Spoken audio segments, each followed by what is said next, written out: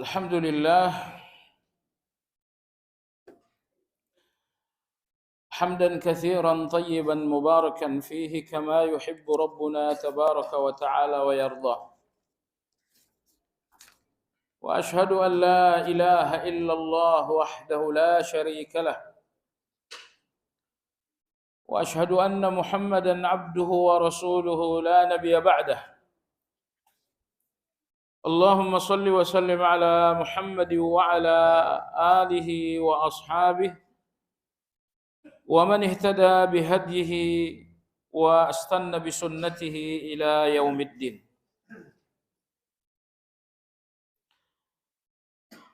يا أيها الذين آمنوا اتقوا الله حق تقاته ولا تموتن إلا وأنتم مسلمون.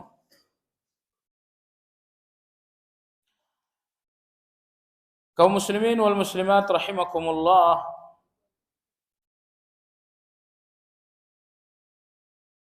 setelah kajian tentang Al-Basirah selesai.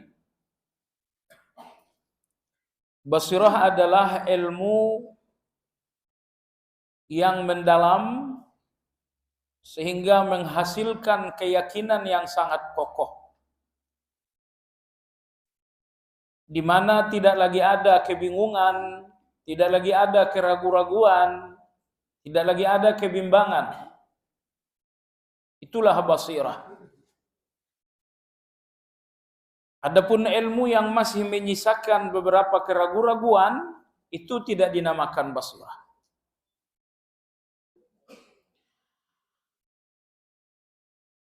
Selesai dari basirah, maka hari ini kajian kita memasuki pembahasan baru, yaitu al-qasdu. Yaitu al-qasdu pada halaman 217. Hanya saja terjemahan saya lihat tidak membantu sama sekali, karena banyak yang keliru. Tapi tidak jadi soal, karena kita udah belajar insyaallah, jadi beberapa kekeliruan itu sudah terdeteksi dini. Baik jemaah sekalian yang saya hormati, apa yang dimaksud dengan al-qasdu? Al-qasdu dalam bahasa Indonesia adalah maqsud. Qasdu itu bentuk masdar. Kalau kata sifatnya qasid dan maksud. Nah, maksud itu sendiri sudah merupakan bahasa Indonesia. Tapi apa yang dimaksud dengan al-qasdu dalam pembahasan tazkiyatun nafs? Masing-masing ilmu memiliki istilah sendiri-sendiri. Dalam penggunaan ulama-ulama tazkiyatun nafs, yang dimaksud dengan al-qasdu adalah sidqul iradah. Di sini saya lihat beliau mengatakan al-qasdu adalah iradah yang benar. Sebetulnya kurang tepat. Baris kedua itu. Tujuan al-qasdu, menetapkan tujuan atau al-qasdu dan iradah yang benar. Keliru. Kalau kembali kepada terjemahan buku aslinya, di sana dijelaskan yang dimaksud dengan al-qasdu adalah sidqul iradah. Kejujuran dalam berkehendak. Kejujuran dalam berkeinginan. Baik.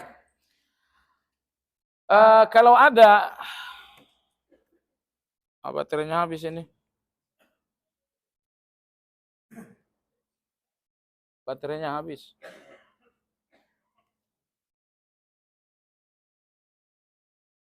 Tetap kedip.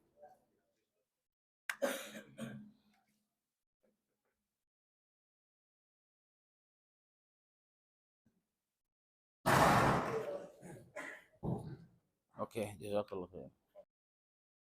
Alhamdulillah. Kalau ada yang mengatakan malam ini saya harus salat malam, Dan ternyata ia kalah dengan tidur. Seharusnya dia yang mengalahkan tidur, tapi justru dia menjadi korban dan kalah oleh tidur tersebut. Hal ini menunjukkan keinginannya untuk bersalat malam bukan keinginan yang jujur.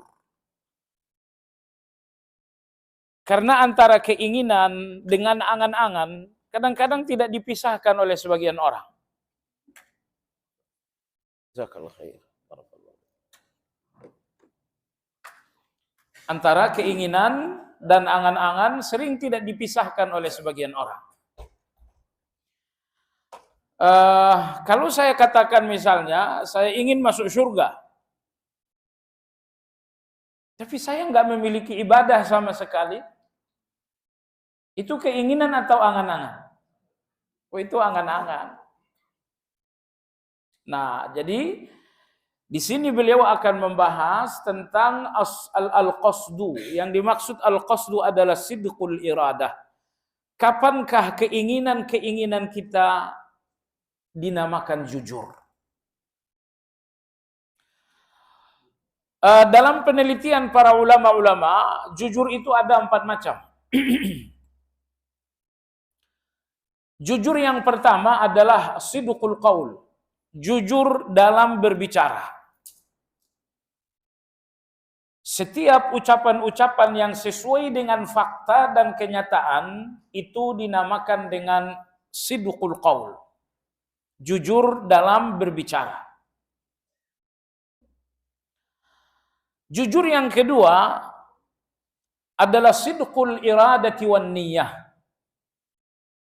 Jujur dalam niat dan dalam berkeinginan. Nah, ini sudah lebih dalam karena sidqul irada adalah kejujuran di dalam hati. Kalau yang tadi kejujuran dalam ucapan, al-iradah wan niyah adalah kejujuran di dalam berkeinginan. Lalu yang ketiga adalah sidqul azmi. Kejujuran di dalam bertekad. Karena tidak semua orang yang berkeinginan lalu bertekad. Keinginan yang besar itu akan menjadi al-azm, menjadi tekad. Kemudian kejujuran yang keempat adalah sidqul wafa. Kejujuran dalam menepati tekad. Saya berencana untuk sedekah. Kalau itu sebuah rencana, berarti itu sidqul iradah. Jujur dalam satu keinginan. Keinginan sedekah ini betul-betul menjadi tekad. Itu dinamakan dengan azam. Nah, ketika saya bertekad, dibutuhkan sidik. Kejujuran di dalam tekad. Lalu kemudian dibutuhkan sidqul wafa, jujur dalam menjalankan tekad. Enggak semua orang yang bertekad kemudian tetap jujur untuk menjalankan tekad itu. Dia telah bertekad untuk sedekah, tapi begitu sampai pada waktunya, ternyata dia mundur. Dia jujur dalam bertekad, tapi dia tidak jujur di dalam al-wafa. Dia tidak jujur dalam mengaplikasi dan menjalankan tekad tersebut. Sebetulnya ada yang kelima, yaitu sidqul amal. Setelah Anda jujur dalam menjalankan tekad, jujur yang kelima adalah sidqul amal, jujur dalam menjalankan amal. Artinya jalankan amal ini semata-mata karena Allah, dan yang kedua sesuai dengan sunnah. Nah, inilah 5 mata rantai kejujuran.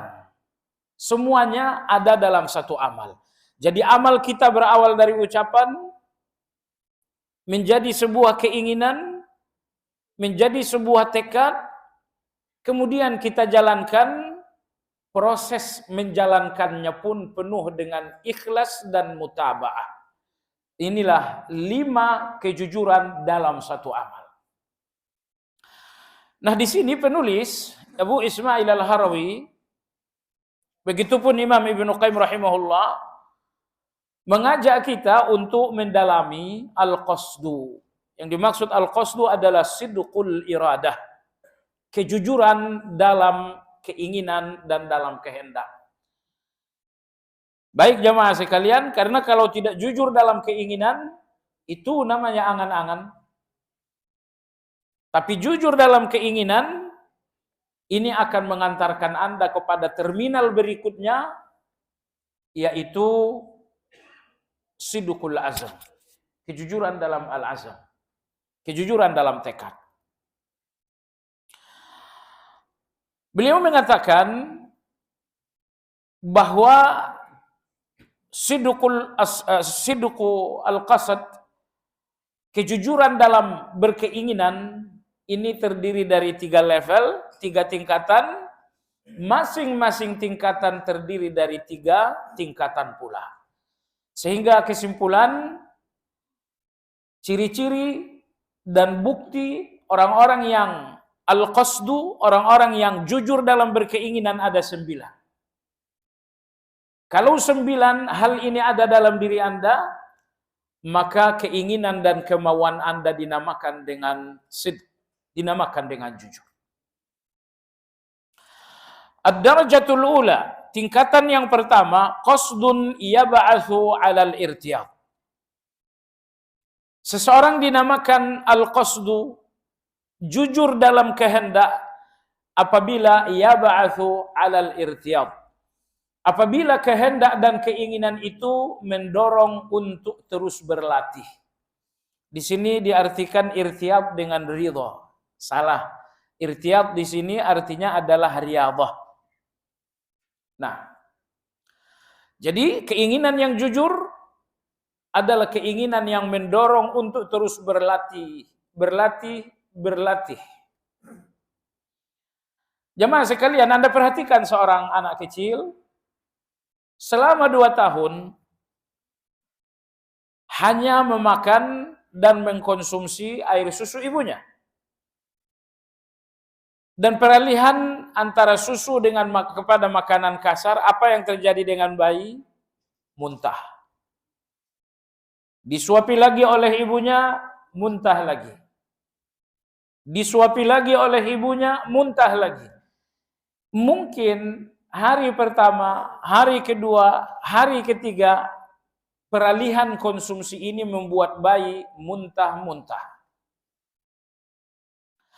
Tapi karena si ibu terus menyuapi, ini yang dinamakan proses latihan meninggalkan yang lama, memasuki alam yang baru. Seiring dengan proses latihan, maka hari keempat, hari kelima, anak telah terbiasa, bukan sekedar biasa, malah kemudian ia menikmati. Ini dinamakan riyadhah. Bagaimana proses perpisahan dari ASI? Anak ini masuk dalam proses riyadhah alias latihan. Sang bunda penuh kesabaran dalam proses latihan, akhirnya anak menjadi biasa. Kebiasaan itu betul-betul biasa, akhirnya menjadi nikmat.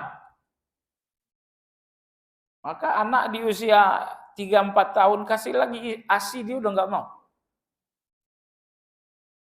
Proses berjalan. Tadinya anak hanya bisa merangkak. Sesuai perkembangan usia, dia harus meninggalkan dunia merangkak dan belajar memasuki dunia baru, yaitu melangkah. Apa yang terjadi? Begitu berdiri, jatuh. Tapi proses riyadhah dan latihan berlangsung. Akhirnya berdiri menjadi kokoh. Setelah kokoh berdiri, kemudian mulai melangkah, jatuh. Masuk lagi proses riyadhah dan latihan, akhirnya melangkah ini menjadi mantap. Kemudian bisa berlari, bisa meloncat-loncat, bisa menendang. Dan ini semua adalah sebuah mata rantai proses. Jadi awal proses menuju segala sesuatu adalah latihan. Begitu juga dengan ibadah ini jamaah sekalian. Untuk pertama kalinya kita zikir pagi dan zikir petang. Pertama kalinya Anda salat duha. Pertama kalinya Anda salat malam. Ini dunia baru. Kita tidak terbiasa dengan dunia baru ini. Kebiasaan kita adalah tidur, bangun jam 6. Itu kebiasaan kita. Nah, mengalihkan kebiasaan ini membutuhkan satu proses yang namanya riyadhah. Kapan riyadhah itu selesai? Jawabannya ketika pahit telah menjadi manis. Kalau sholat malam awal pertama kali terasa pahit, mungkin sebulan terasa pahit. Kenapa pahit? Anda masih dalam proses riyadhah. Makanya Anda berjalan masih suka jatuh. Tapi kalau seiring dengan waktu dan terus berlatih, sholat malam yang tadinya pahit sekarang mulai menjadi manis. Nah, kalau sudah menjadi manis berarti Anda sudah lepas dari riyadhah. Mayoritas orang tidak sabar dalam riyadhah. Tidak sabar dalam berlatih. Malam hari ini dia salat terasa berat. Malam kedua berat, malam ketiga berat, dan akhirnya dia nggak mampu melawan berat itu. Dia nggak mampu melawan berat, akhirnya dia tinggalkan. Nah, jamaah sekalian yang saya hormati, di sini penulis mengatakan seseorang dinamakan berkeinginan jujur ketika keinginan itu mendorongnya untuk terus berlatih dan tidak berhenti. Kadang-kadang satu amal, subhanallah, kadang-kadang salat sekalipun, salat 5 waktu, sejak masa anak-anak, kita sudah melakukan salat 5 waktu. Dan banyak orang sampai di usia 30-40 tahun, mereka masih belum merasakan manisnya salat 5 waktu ini. Terus terang masih ada rasa malas. Malas itulah yang menjadikan pahit salat 5 waktu ini. Kenapa pahit itu tidak hilang? Dengan proses perjalanan umur yang telah panjang, ini yang ingin saya katakan jamaah sekalian. Kalau seseorang dalam proses riyadhahnya lemah, maka rasa pahit itu tidak akan hilang. Namun ingin saya katakan, sepanjang rasa pahit itu tidak hilang, Anda berpeluang menjadi seorang pengkhianat. Anda berpeluang menjadi orang yang membangkang. Kalau salat ini masih pahit bagi Anda, itu peluang. Peluang bahwa Anda bisa membangkang. Anda bisa berkhianat. Kesetiaan Anda dengan salat jamaah, dengan salat, ketika salat ini benar-benar telah menjadi cinta Anda. Ketika salat ini telah menjadi manis bagi Anda. Dalam hadis sahih Nabi sallallahu alaihi wasallam bersabda, "Wa ju'ilat qurratu aini as-shalah." Dan Allah menjadikan kebahagiaan hatiku adalah salat. Inilah puncak jamaah sekalian. Ketika salat, ketika semua ibadah telah menjadi kebahagiaan seseorang. Ulama-ulama kita punya catatan yang bagus tentang hadis Aisyah radhiyallahu anha. Sewaktu Nabi kita melakukan salat malam, kedua kaki beliau bengkak. Lalu Aisyah radhiyallahu anha bertanya, "Ya Rasulullah, kenapa Anda salat malam sampai kedua kaki Anda bengkak?" Kata Nabi SAW, "Afala akunu abdan syakura."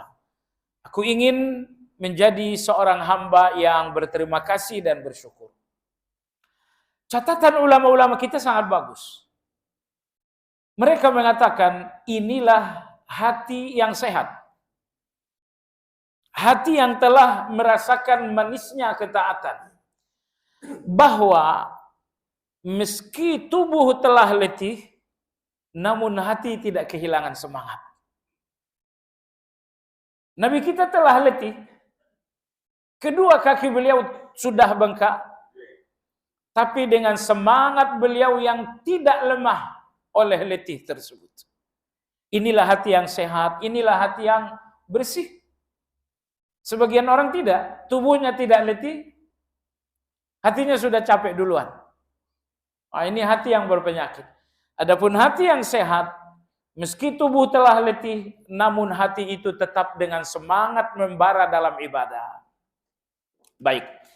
Jadi Imam Abu Ismail, begitupun Imam Ibnu Qayyim dalam buku ini mengatakan, kalau kemauan dan keinginan betul-betul jujur, maka akan muncullah proses latihan yang tiada berhenti. Malam ini salat malam pertama berat, tapi tetap dilatih hari kedua, dilatih hari ketiga. Kapan latihan ini selesai?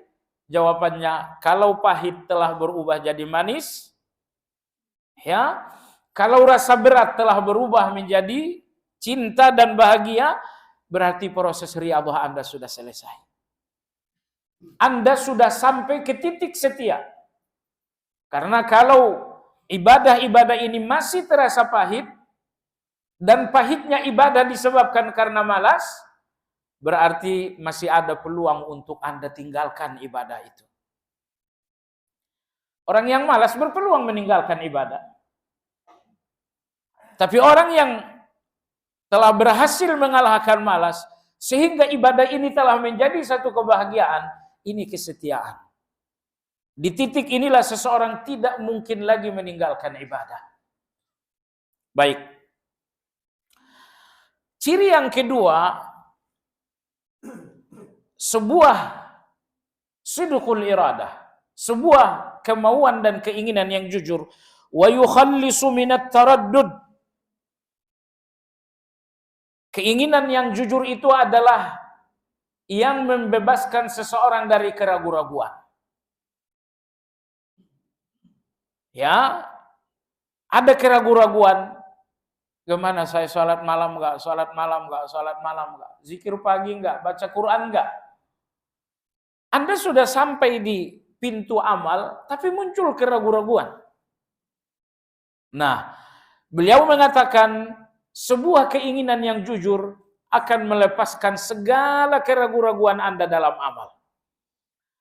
Jadi keraguan-raguan Anda untuk tetap menjalankan puasa, keraguan-raguan Anda untuk istiqamah salat malam, istiqamah zikir pagi dan zikir petang, semua keraguan-raguan Anda dalam sebuah amal menunjukkan keinginan yang tidak jujur.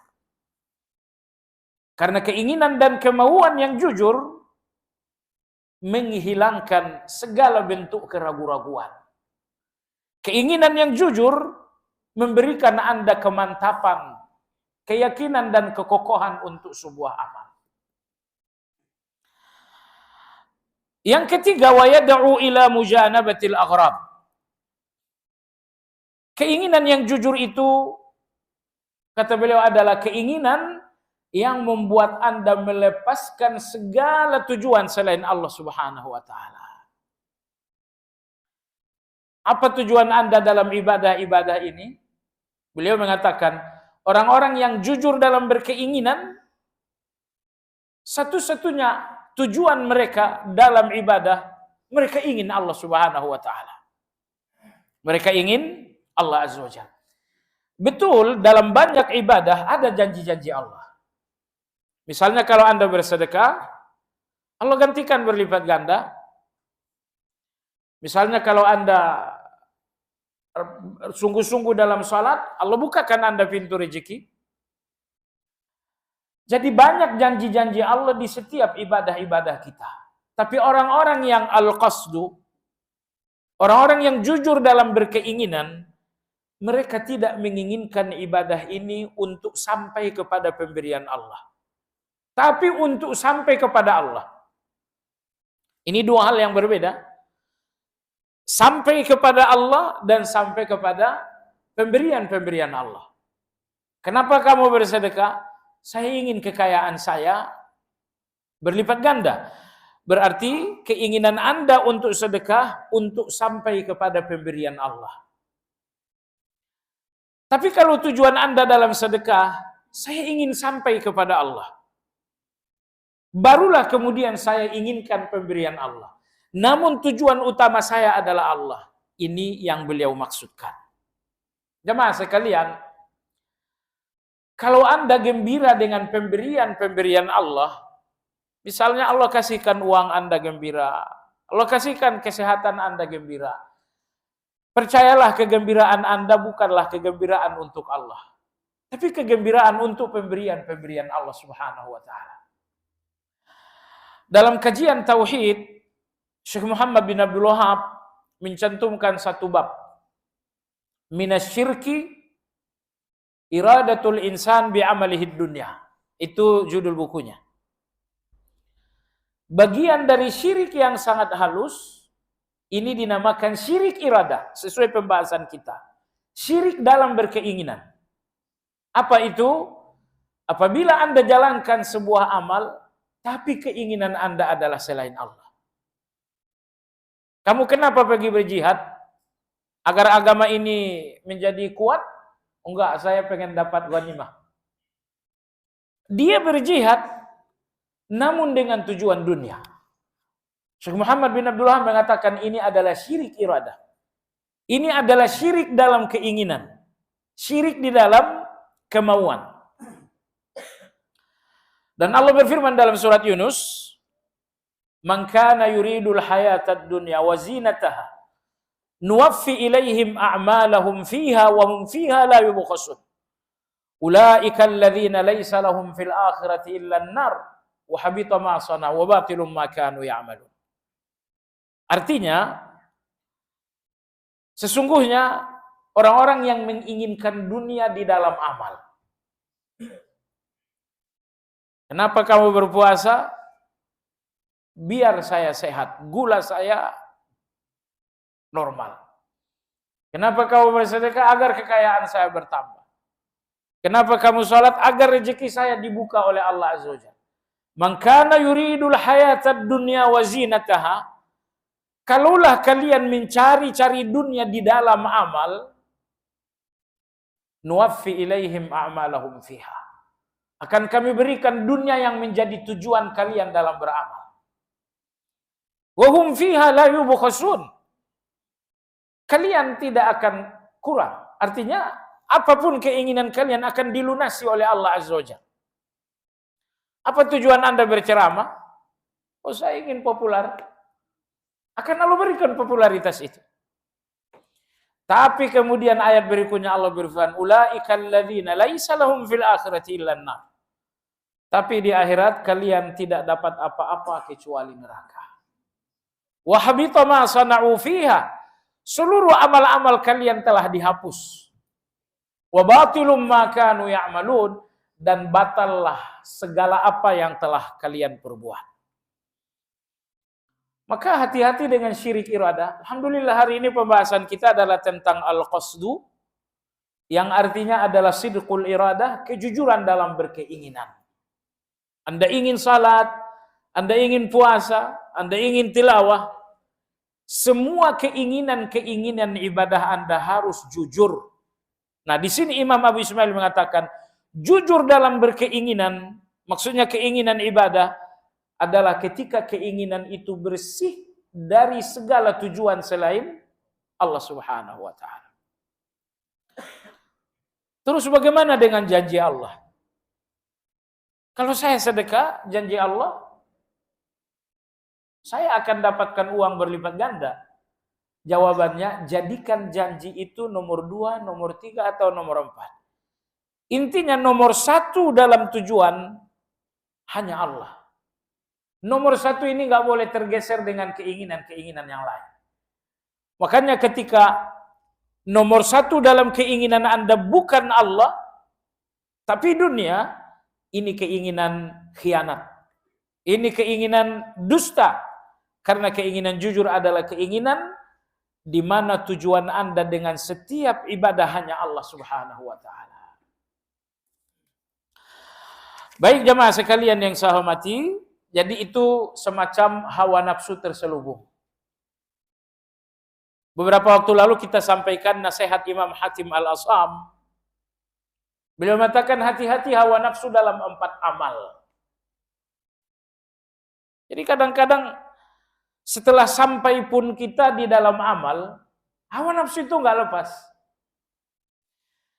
Beliau mengatakan ketika sedang ibadah, hati-hati hawa nafsu yang bernama riya. Yang kedua, ketika Anda memberi, bersedekah, hati-hati dengan hawa nafsu berbentuk ingin balasan. Nomor 3, ketika Anda mengambil hak, ini hak saya. Ketika Anda mengambil hak, hati-hati dengan hawa nafsu yang bernama serakah. Yang keempat, ketika Anda sedang berhemat, hati-hati dengan hawa nafsu yang bernama kikir. Ini semua 4 hal ini kebaikan, tapi sering ditemukan hawa nafsu terselubung. Beramal, jelas itu kebaikan. Tapi hawa nafsu terselubung ada di dalam amal bernama riya. Baik. Ketika Anda bersedekah, itu kebaikan. Hawa nafsu dalam sedekah, kalau Anda ingin mendapatkan pembalasan. Ketika Anda mengambil hak Anda, itu kebaikan. Tapi di situ ada hawa nafsu, yaitu serakah. Ini kita bagi-bagi harta waris, ambil bagian Anda sekian persen, tapi hati-hati. Ketika Anda mengambil hak, ada hawa nafsu yang bernama serakah. Dan yang terakhir, berhemat itu baik atau tidak? Sangat baik. Tapi hati-hati, hawa nafsu bernama kikir. Berhemat boleh, kikir jangan.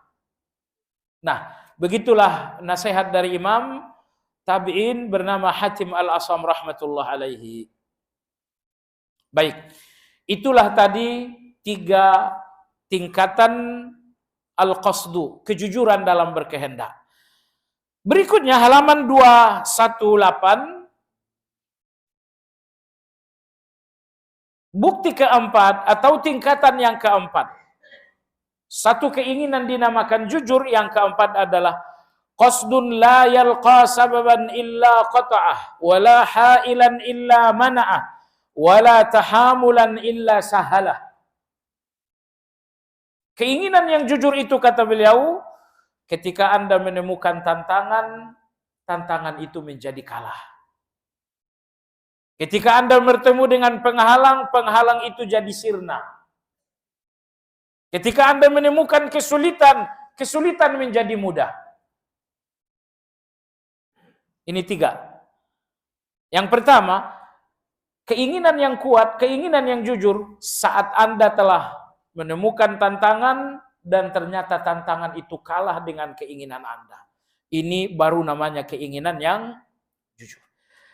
Jamaah sekalian, tidak ada amal tanpa tantangan. Salat ada tantangannya, puasa ada tantangannya. Kalau tidak ada keinginan yang jujur, tantangan-tantangan ini akan membuat Anda kalah. Dan ingat jemaah sekalian, di dunia ini cuma ada 2 jalan, kebaikan dan keburukan. Semua orang yang berada dalam keburukan akan diusik, akan diganggu oleh siapapun yang berada dalam keburukan. Jadi Anda jangan berpikir kebaikan dan keburukan akan berdamai. Antara kebaikan dan keburukan tidak akan pernah berdamai, bahkan tidak pernah bertoleransi sampai dunia kiamat. Nah, seseorang yang ingin bertoleransi antara baik dan buruk itu cuma semacam orang. Cuman munafik saja. Cuman munafik yang ingin bertoleransi antara baik dan buruk. Nah, adapun orang-orang yang benar-benar beriman, mereka sadar risiko menjadi orang beriman, saya dimusuhi oleh orang-orang yang enggak beriman. Risiko di atas tauhid, saya akan dimusuhi orang-orang yang masih menjalankan syirik. Risiko di atas sunnah, saya akan dimusuhi oleh orang-orang yang masih menjalankan bid'ah. Jadi jangan coba-coba mentoleransi antara dua hal yang berlawanan ini, karena itu hanya dilakukan orang-orang munafik. Adapun orang-orang beriman tidak, mereka kokoh di dalam kebenaran. Nah, intinya saya ingin katakan, tidak satu pun kebaikan tanpa tantangan. Kadang-kadang tantangan itu dalam diri Anda, kadang-kadang tantangan itu dari luar diri Anda. Namun di sini beliau mengatakan, keinginan dan kemauan yang jujur mengalahkan segala tantangan. Menurut Anda tantangan di luar dan di dalam mana yang lebih berat? Tantangan di dalam. Banyak kawan-kawan kita yang telah mencoba berhijrah, tapi akhirnya balik lagi. Kenapa? Ini dia, karena keinginan mereka tidak jujur dalam hijrah, sehingga mereka kalah dengan tantangan. Mereka kalah dalam tantangan. Ingat jamaah sekalian, perjalanan menuju Allah ini jauh. Jauh karena dia perjalanan sepanjang usia. Perjalanan menuju Allah ini mendaki. Perjalanan menuju Allah ini penuh dengan tikungan-tikungan, penuh dengan duri-duri tajam. Jadi kalau Anda tidak punya keinginan yang besar, kalau Anda nggak punya keinginan yang jujur, jauh perjalanan ini akan membuat Anda letih. Jangankan jauh perjalanan sepanjang usia, perjalanan 2 hari pun Anda akan letih. Tapi itu letih Anda karena kejujuran, karena keinginan Anda tidak jujur. Jadi tidak ada perjalanan sepanjang perjalanan menuju Allah alias ibadah. Karena perjalanan ibadah ini bukan perjalanan 2 hari, tapi perjalanan sepanjang usia. Nah, perjalanan sepanjang usia sementara waktu kita terbatas. Perjalanan yang sangat mendaki sementara kita lemah. Perjalanan penuh dengan tikungan sementara kita sering lalai. Kalau tidak ada keinginan yang besar dan ilmu yang mendalam dalam perjalanan ini, Anda akan letih. Melihat perjalanan yang jauh, Anda sudah malas. Melihat perjalanan yang mendaki, saya nggak bisa. Melihat perjalanan yang berbelok-belok, Anda mengatakan saya nggak bisa. Nah, jadi ini tingkatan al-qasdu berikutnya. Al-qasdu, keinginan jujur, adalah keinginan di mana segala tantangan kalah. Di mana seluruh rintangan menjadi patah. Wala tahamulan illa sahalah. Ini tingkatan yang keenam. Tingkatan yang keenam, tidak ada satupun kesulitan, melainkan itu akan menjadi mudah. Nah, ini beliau ingin mengajak kita seakan-akan berfalsafah. Beliau ingin katakan, ibadah itu susah, karena keinginan Anda tidak jujur. Karena keinginan Anda kecil. Di dalam keinginan yang membara, keinginan yang kuat, tidak ada yang berat. Semuanya akan menjadi ringan. Maka persoalannya adalah sidqul iradah, kejujuran Anda dalam keinginan. Kalau memang ibadah ini betul-betul keinginan jujur Anda, semua yang sulit itu akan terasa mudah sekali. Nah, baca Quran misalnya. Kalau saya kemarin lihat satu kiriman kawan-kawan, seorang laki-laki di Saudi Arabia berhasil menyelesaikan bacaan Al-Quran 30 juz dalam 5 jam. Artinya kalau mulai dari selesai subuh, jam 11 sudah selesai 30 juz. Menurut Anda gimana nih? Berat atau ringan? Satu amal kita kesankan berat, padahal tidak ada amal yang berat. Karena Allah berfirman, la yukallifullahu nafsan illa usaha. Allah tidak membebankan amal kecuali sekedar kemampuan kalian. Allah bebankan kalian puasa sesuai kemampuan. Allah bebankan kalian salat sesuai kemampuan. Sholatlah berdiri, tidak mampu duduk, dan selanjutnya. Jadi tidak ada ibadah yang berat karena memang ibadahnya berat. Tapi menjadi sangat berat kalau keinginan ini adalah keinginan dusta. Nah, jadi kalau semua ibadah adalah keinginan jujur Anda, tantangan akan kalah, rintangan akan patah, segala sulit akan menjadi mudah. Maka kalau ada ibadah yang masih terasa sulit, berarti keinginan Anda perlu kejujuran yang lebih besar. Karena keinginan dengan kejujuran yang besar tidak lagi menyisakan sulit, melainkan menjadi mudah. Baik jemaah sekalian yang saya hormati. Berikutnya, tingkatan al-qasdu yang ke-7 sekarang. Ini tingkatan yang ketiga, tapi urutan semuanya adalah yang ke-7. Qasdul istislam li tahzibil ilmi, wa qasdu ijabati da'il hukmi, wa qasdu iqtihami bahril fana. Ini paling tinggi tentunya. Beliau mulai dari anak tangga pertama, kedua, ketiga, semakin tinggi, semakin tinggi. Beliau mengatakan, keinginan jujur atau al-qasdu, tingkat yang ke-7, al-istislam li tahzibil ilmi. Betul-betul pasrah sesuai dengan ketetapan ilmu. Ibadah-ibadah ini telah diatur, ya, dan aturan-aturan ini ada di dalam ilmu. Misalnya salat awalnya begini, angkat tangan, kemudian rukuknya begini, sujudnya begini. Ketika akan berwudu awalnya begini, kemudian terus dan selanjutnya. Nah, beliau mengatakan orang-orang yang telah al-qasdu memiliki keinginan yang jujur di dalam beribadah, mereka pasrah dengan segala ketetapan ilmu. Mereka pasrah dengan segala ketetapan ilmu. Artinya mereka tidak melawan segala undang-undang ibadah didasarkan kepada ilmu. Jemaah sekalian yang saya hormati, bagaimana cara ruku'? Berdasarkan ilmu, cara ruku' Anda letakkan kedua telapak tangan Anda di lutut, kemudian merenggangkan kedua siku dan meluruskan punggung.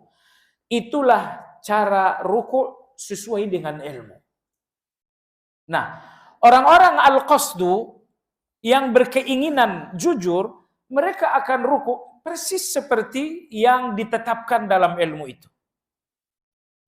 Nah, kalau kemudian ada orang yang ruku' mendangak begini, ataupun dengan kedua siku yang dihimpit, ini tidak pasrah dengan ilmu. Ini tidak mengikuti ilmu. Nah, orang seperti ini tidak dinamakan berkeinginan jujur. Karena orang-orang yang berkeinginan jujur, berkemauan jujur, gerak-gerik ibadah mereka sepenuhnya sesuai dengan ketetapan ilmu. Jamaah sekalian, seandainya tidak ada ilmu, maka gerak-gerak ibadah kita akan dikuasai hawa nafsu. Rukuknya hawa nafsu, angkat tangannya hawa nafsu, sujudnya hawa nafsu. Begitupun dalam berwudu. Basuh wajahnya hawa nafsu dan selanjutnya. Tapi kemudian ada ilmu. Sehingga ilmu ini memberikan kita pelajaran bagaimana membasuh wajah, bagaimana mengusap kepala, bagaimana rukuk, bagaimana sujud. Nah, di sini Imam Abu Ismail mengatakan orang-orang al-qasdu, orang-orang yang punya keinginan jujur, mereka akan pasrah dengan segala ketetapan ilmu. Jangan langgar. Ketetapan ilmu yang dimaksudkan tentu tak lain adalah sunnah. Sesuai dengan sunnah. Nah, yang kedua, wa qasdu ijabati da'il hukum. Beliau mengatakan orang-orang al-qasdu itu mereka menyambut seruan orang yang menyeru hukum, itu salah. Yang betul, mereka menyambut seruan-seruan di dalam hikmah sebuah hukum. Maksudnya begini, kalau Anda salat karena memang salat, karena diperintah, Anda memenuhi dan menyambut seruan perintah. Orang-orang Al-Qasdu tidak seperti itu. Mereka tidak menyambut perintah karena perintahnya, tapi mereka menyambut perintah karena yang memerintah adalah Allah Azza wa Jalla.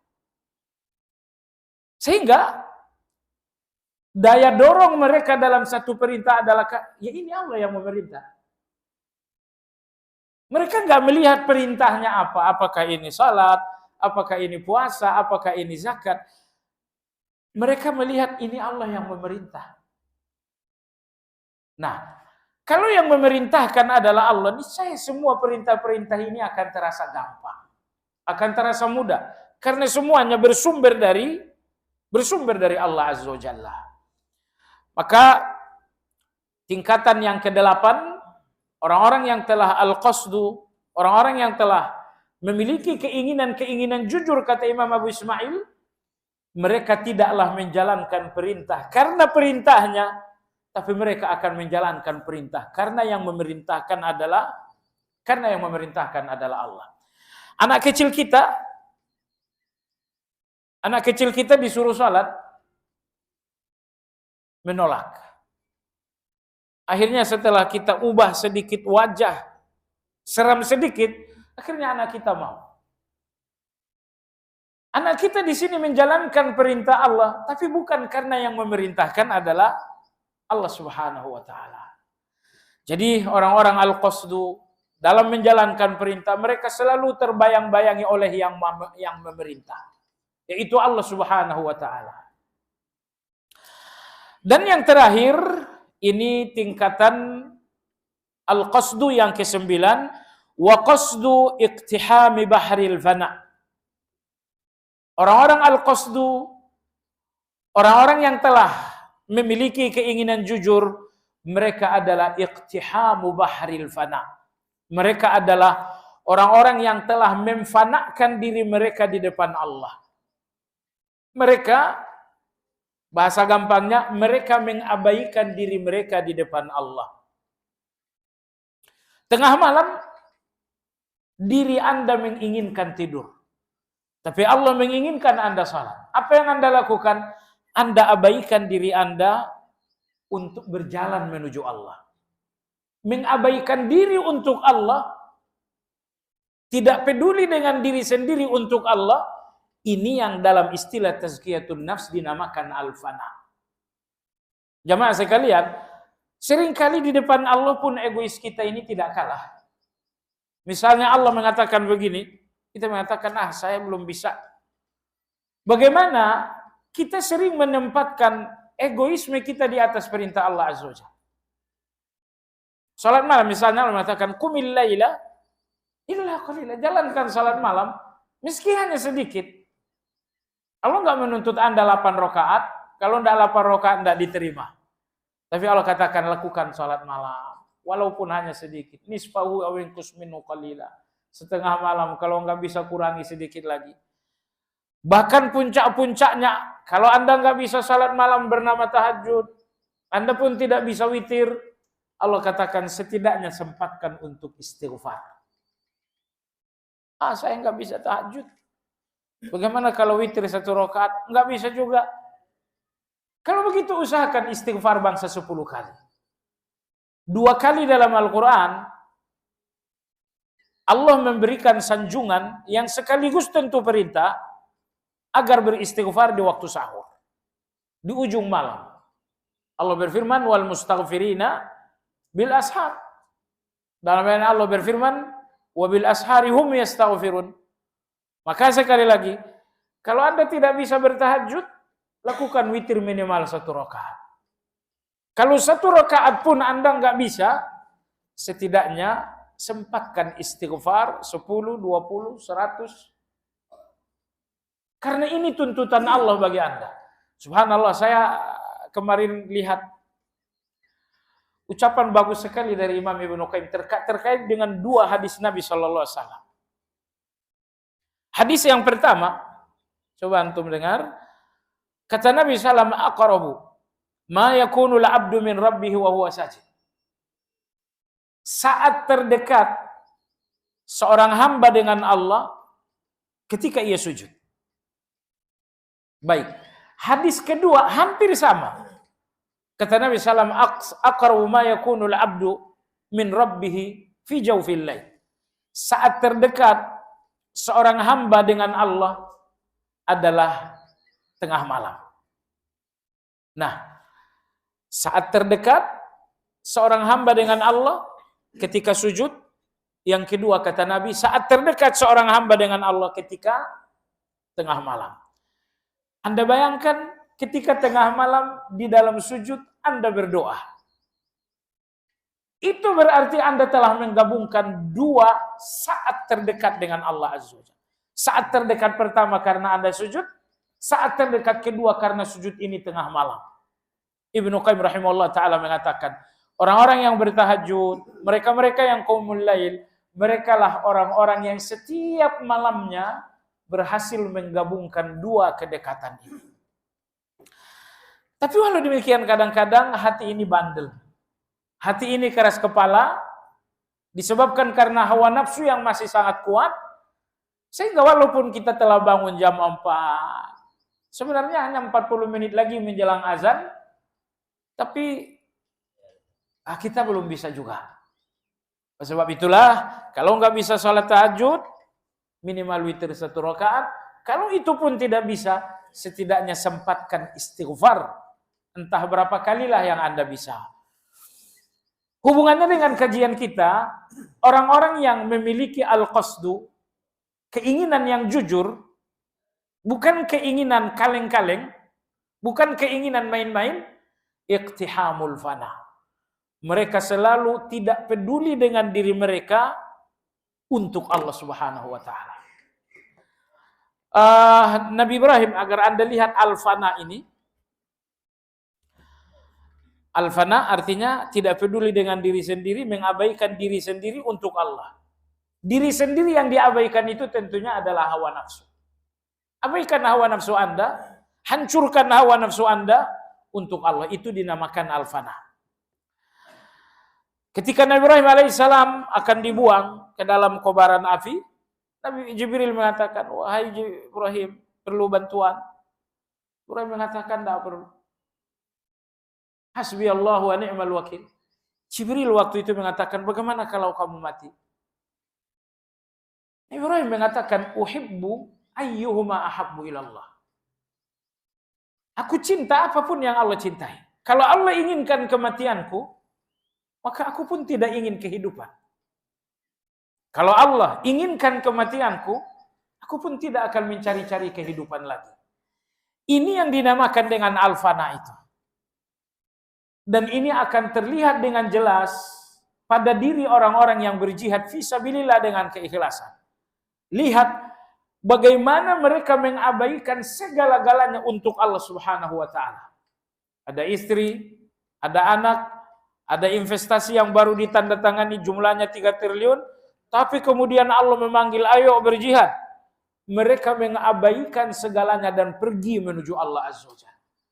Kalau Anda telah sampai ke tingkat mengabaikan selain Allah untuk Allah, ini yang dinamakan dengan al-fana. Al-Quranul Karim menyebutkan kalimat hanif, hanifah musliman. Walakin kana hanifan. Hanif dalam Al-Quran berjumlah 10 kali.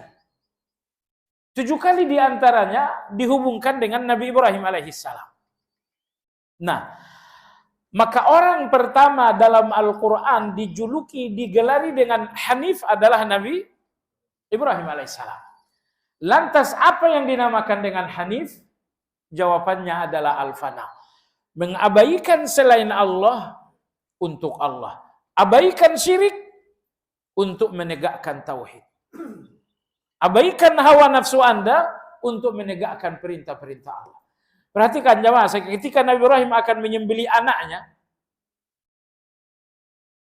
di situ ada naluri seorang ayah. Dan di depan Anda ada anak kandung Anda sendiri. Tapi perhatikan bagaimana Nabi Ibrahim tidak peduli dengan dirinya, dia pun tak peduli dengan anaknya, karena ada perintah Allah yang harus dilakukan dan tidak mungkin dilakukan kecuali dengan mengorbankan A dan mengorbankan B. Dan Nabi Ibrahim, Anda lihat, sedikit pun tidak ragu untuk mengorbankan perasaan kebapaan, dia pun tidak ragu mengorbankan nyawa anaknya. Ini yang dinamakan dengan Hanif. Ini yang dinamakan dengan Al-Fana. Ketika apa yang Allah minta, Anda korbankan tanpa mempedulikan A, B, dan C. Baik jamaah sekalian, selesai subuh, enak sekali tidur. Tapi Allah menginginkan agar Anda zikir pagi. Nah, kalau Anda tidak mengorbankan, fana itu memfanakan, mengorbankan. Kalau Anda tidak mengorbankan keinginan tidur Anda, sampai kapanpun Anda nggak akan bisa zikir pagi. Nah, oleh sebab itu, di puncak Al-Qasdu, Imam Abu Ismail mengatakan, iqtihamu bahril fana. Maka bukti paling tinggi sebuah kejujuran dalam berkehendak ketika Anda telah sampai kepada al-fana. Apa itu al-fana? Berkorban. Karena kadang-kadang perintah Allah ini butuh pengorbanan. Sebagai direktur bank, berapa gaji Anda? Gaji saya sebagai dirut utama 300 juta sebulan. Tapi agama mengatakan itu laknat. Oh iya kah? Iya, itu laknat dalam agama. Seandainya Anda tidak memiliki jiwa al-fana, Anda tidak mau berkorban, Anda akan tetap hidup dengan riba. 300 juta sekali gajian ganti mobil. Tapi jamaah sekalian, ketika Anda memiliki semangat al-fana, yaitu semangat berkorban, maka 300 juta ini Anda buang. Karena Anda lihat Allah tak menginginkan itu. Nah, maka di sini puncak dari al-qasdu, kata beliau, adalah al-fana, ketika Anda mau mengorbankan segala-galanya untuk Allah Subhanahu wa taala. Baiklah jamaah sekalian, demikian kajian kita, mudah-mudahan bermanfaat. Barangkali ada pertanyaan, dipersilakan.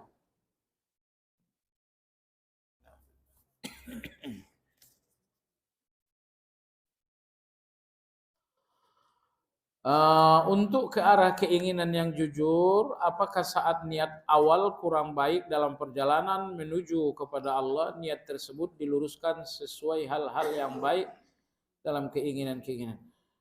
Bagaimana kiat-kiat kita yang baik untuk mencapai keinginan? Jadi gini,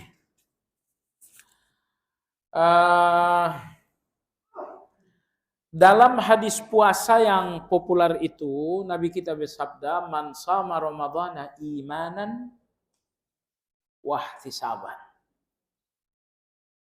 ghufira lahu ma taqaddama min dzambi. Apa perbedaan imanan wa ihtisaban?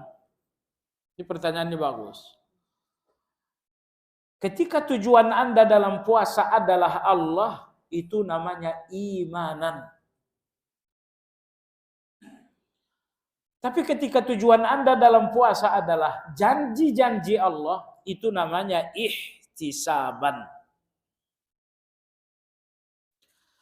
Dan perhatikan dalam hadis, ternyata yang mesti Anda nomor satukan adalah imanan. Janji-janji Allah ihtisaban harus di nomor 2. Jadi kalau Anda misalnya, saya ingin imanan tidak mau ihtisaban, itu pun salah. Lebih salah lagi kalau Anda ihtisaban dan tidak imanan, itu lebih salah lagi. Kesempurnaan Anda dalam menjalankan perintah Allah adalah menggabungkan imanan wa ihtisaban. Anda beribadah, tujuan Anda, aku ingin Allah. Dan yang kedua, aku ingin janji-janji Allah. Aku ingin janji-janji Allah. Nah, imanan Anda menginginkan Allah, ihtisaban Anda pun ingin dengan janji-janji Allah. Inilah orang yang paling sempurna dalam menjalankan perintah Allah, menggabungkan antara imanan wahtisaban. Nah, bagaimana kiat-kiat niat yang baik untuk mencapai keinginan yang jujur menuju Allah? Itu dia. Kiatnya adalah pastikan tujuan pertama Anda adalah Allah. Nah, persoalannya sangat berat. Apa persoalan berat itu? Orang yang gak mengenal Allah kecuali hanya namanya saja, mereka tidak akan jadikan Allah sebagai tujuan pertama. Karena mereka lebih mengenal keinginan mereka. Saya ingin uang, saya ingin rezeki, saya ingin sehat. Mereka lebih mengenali janji Allah ketimbang Allah yang memberi janji. Pembahasan ulama kita sangat tajam dalam hal ini. Tidak ada orang yang menginginkan Allah dalam amal kecuali orang yang mengenal Allah. Dan rata-rata orang lebih mengenal pemberian Allah ketimbang Allah. Kalau saya sedekah, apa pemberian Allah? Uang saya tambah banyak. Tuh, saya lebih mengenal pemberian Allah yaitu uang ketimbang Allah. Inilah masalah besar. Jadi tidak mungkin ada orang yang tujuan amalnya adalah Allah nomor satu kalau dia sendiri nggak mengenal Allah. Nah, dan satu-satunya ilmu untuk mengenal Allah adalah asma was sifat atau asmaul. Tidak ada ilmu yang kedua. Nggak ada ilmu yang kedua. Ya, kalau Anda tahu nama Allah ada 5. Ya, berarti lima hal inilah yang Anda tahu tentang Allah. Inilah ma'rifat Anda tentang Allah. Nah, maka pendalaman Asmaul Husna perlu. Oh iya, sebelum saya lupa jamaah, sekian alhamdulillah kita di Cimanggis ini ada tambahan kajian alhamdulillah setiap hari Sabtu. Jam 9 di Masjid Ibnu Katsir. Nah, tentu bagi Anda yang berkesempatan, ini adalah satu peluang yang sangat baik. Ya, setiap Sabtu. 2 pekan lalu saya ingin umumkan, tapi saya lupa. Sekarang mumpung ingat. Bagi yang berkesempatan, berusahalah untuk menghadiri kajian tersebut, sampaikan kepada tetangga, kepada kawan-kawan. Pemateri adalah Ustadz Riki hafizahullah ta'ala. Beliau alumni Madinah. Kalau saya alumni lokal, beliau alumni interlokal. Internasional.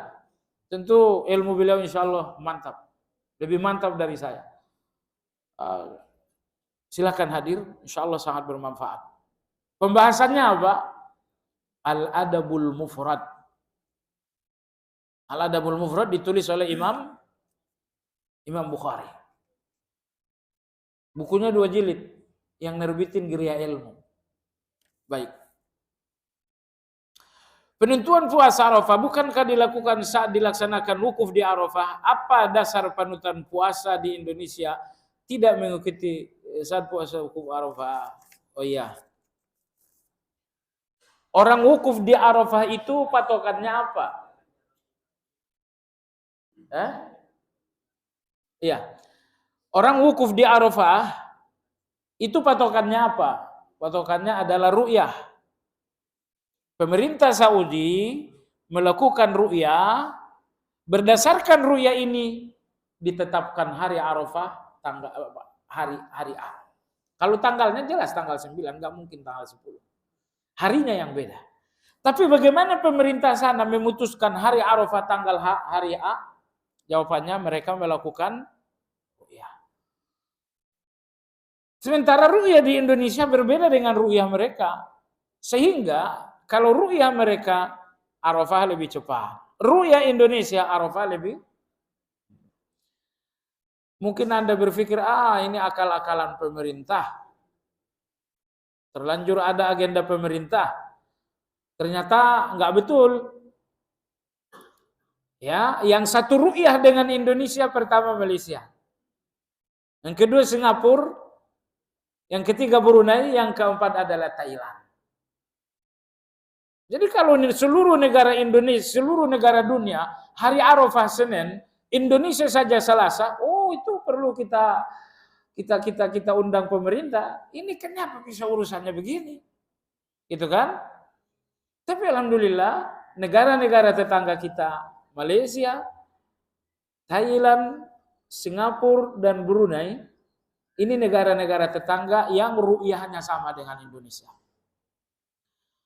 Nah, jadi dalam hal ini puasa Arafah kita sesuai dengan pengumuman pemerintah itu jauh lebih baik. Kemarin selesai Jumatan ada juga yang bilang, saya ikut Saudi saja puasa Arafahnya, lebarannya ikut pemerintah. Nah itu nggak ada pendapatnya itu. Pendapat seperti itu nggak ada. Kalau mau ikut Saudi, ikut secara utuh, Arafah dan lebaran. Kalau mau ke Indonesia, ikut secara utuh, lebaran dan Arafah.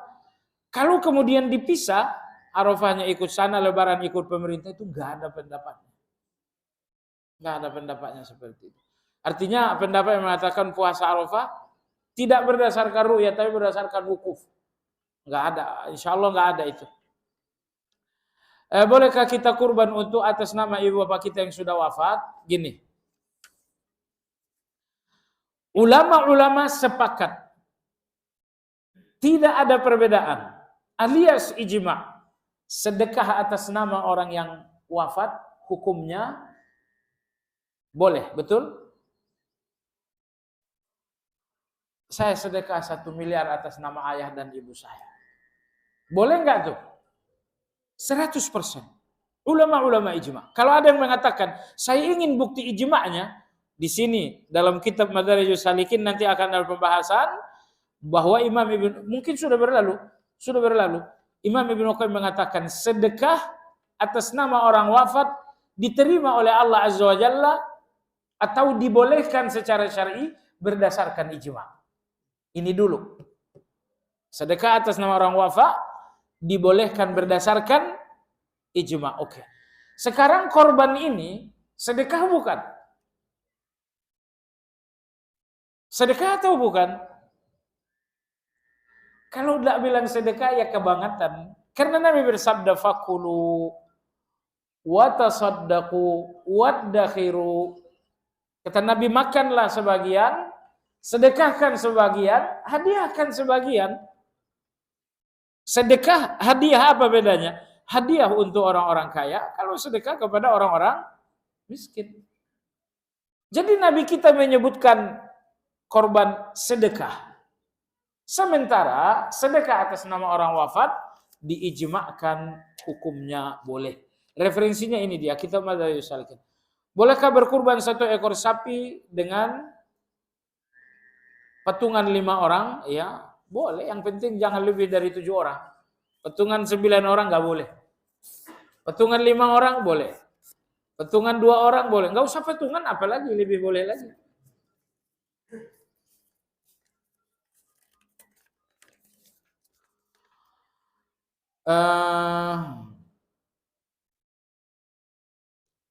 Iwan yang menunda pernikahan karena syarat walimah yang dianjurkan oleh pihak akhwat terlalu besar, misal hingga puluhan juta, sedangkan ikhwat hanya mampu walimah dengan konsep sederhana saja.